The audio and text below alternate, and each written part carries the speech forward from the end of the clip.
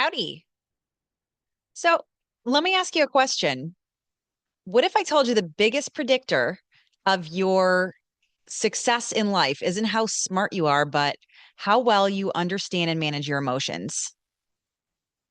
That's right. Emotional intelligence, EQ. It's far greater impact on your personal and professional life than your IQ ever will. So here's the kicker. EQ isn't something that's like a secret trait that you either have or you don't. It's a skill that you can develop over time. And in today's podcast, I'm going to show you how emotional intelligence works and why it might just be the most important thing you can work on in your life right now. This is episode number 16, The Science of Emotional Intelligence, or EQ, and how to cultivate it.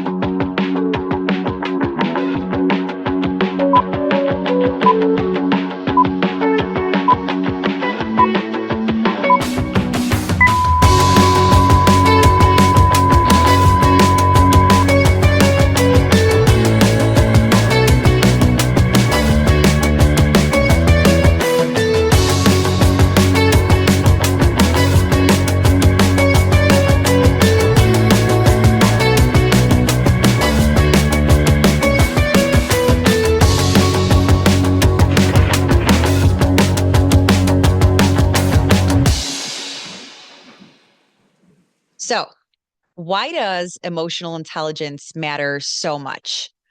Well, I'll tell you a story. There's a well-known executive in Silicon Valley who was once a rising star in a top tech company, and he was brilliant. He was hardworking. His IQ was off the charts. But here's the thing. His inability to manage his emotions was completely destroying him. And he'd lose his temper in meetings. He'd let the stress get the best of him, and he'd struggle to connect with his team on a real meaningful level. Does that sound familiar to any of us here? I mean, he was brilliant, but he wasn't leading. He wasn't really inspiring. So one day he got some tough feedback from a colleague, and they're like, "You're technically amazing, but emotionally, you're a wreck. You need to get your emotions in check if you want to continue leading this company." Well, that feedback really stung, but it also pushed him to take a deep look at his behavior and take action. So he started studying emotional intelligence, how it works, and most importantly, how he can improve it. So you fast forward a few years and he's a totally different leader. Not only is his company thriving, but so is his personal life. Why? Because he learned the skills of emotional intelligence. So, what's the deal with EQ? Why does it matter so much? Let's break it down. Okay. Couple of facts here. Fact number one: emotional intelligence is the key to self awareness. And you've heard the phrase, know thyself. Well, this isn't just good advice, it's the foundation of emotional intelligence. Self awareness is the ability to understand your emotions as they happen and to recognize how they affect you, how they affect your decisions, how they affect your relationships. In fact, studies show that people who are high in emotional intelligence have a much better understanding of themselves, and they're able to keep their emotions in check in high stress situations. If you think about it, when you're aware of how you're feeling, you can make better choices. You can recognize that anger is not the same as frustration. And when you feel overwhelmed, you can step back and assess the situation before reacting. High EQ means you don't let your emotions drive the bus. You're the one behind the wheel. Fact number two: EQ is the secret to better relationships. One of the main reasons people with high EQ are more successful is that they know how to connect with others. And the more connected you are with those around you, the more opportunities you open up in your life.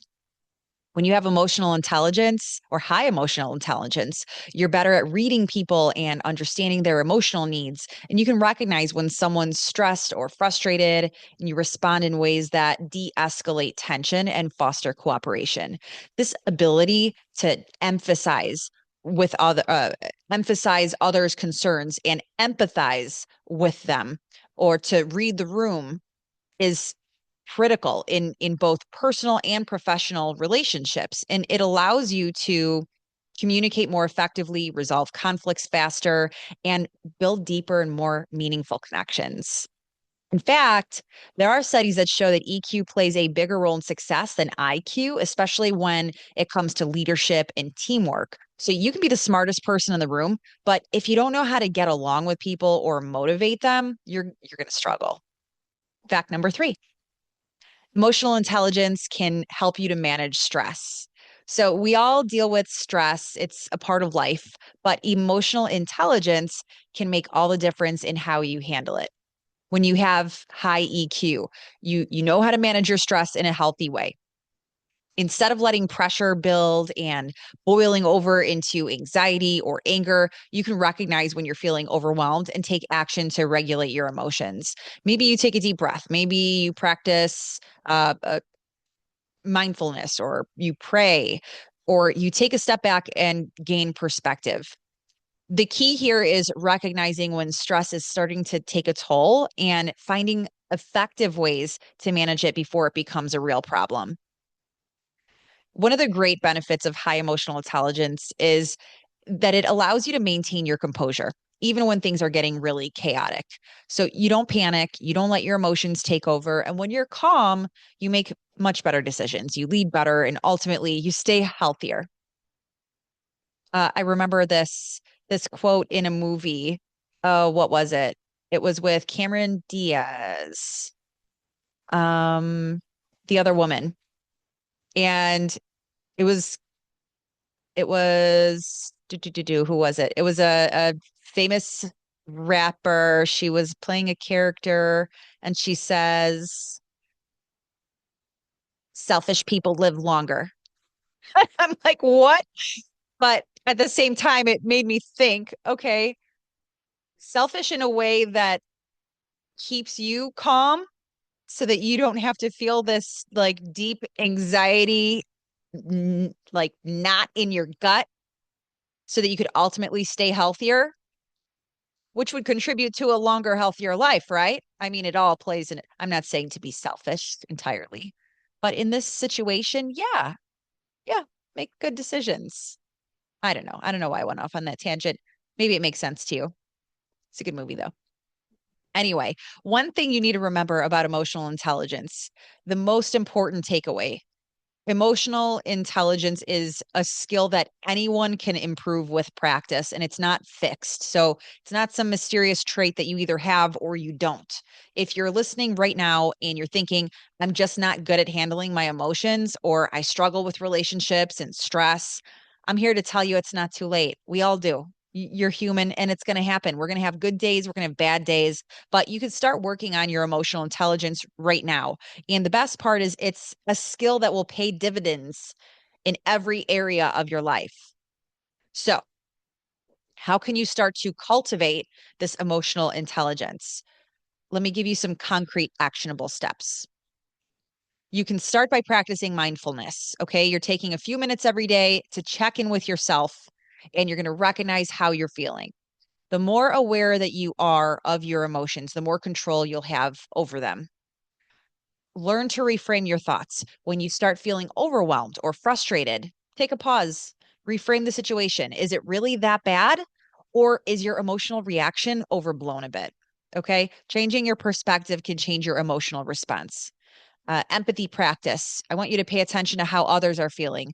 Are they stressed? Are they upset?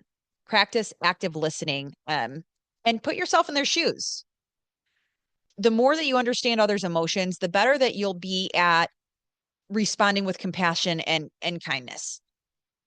Journaling is helpful. If you're writing about your emotional experiences, it can help you to gain some insight into the triggers and patterns. And so that's a really great tool for reflection. And practice breathing techniques. When you're stressed out or anxious, stop for a minute. Focus on your breath. Taking deep, intentional breaths is one of the simplest way to reduce your stress, reset emotionally. Um, we have a lot of things happening within our body that are outside of our direct control, but something as simple as regulating your breath can really help with your parasympathetic nervous system in regulating everything else. So just assist your body in these processes by being mindful. Learn to communicate with vulnerability. Don't shy away from expressing your feelings, whether they're positive or negative. Vulnerable communication builds trust and connection. If you're going to put up all the walls and you're going to limit anyone from entering, you're also limiting anyone feeling comfortable with giving you that same respect. So just keep that in mind. Here's your challenge. Pick one of these practices and implement it into your life this week.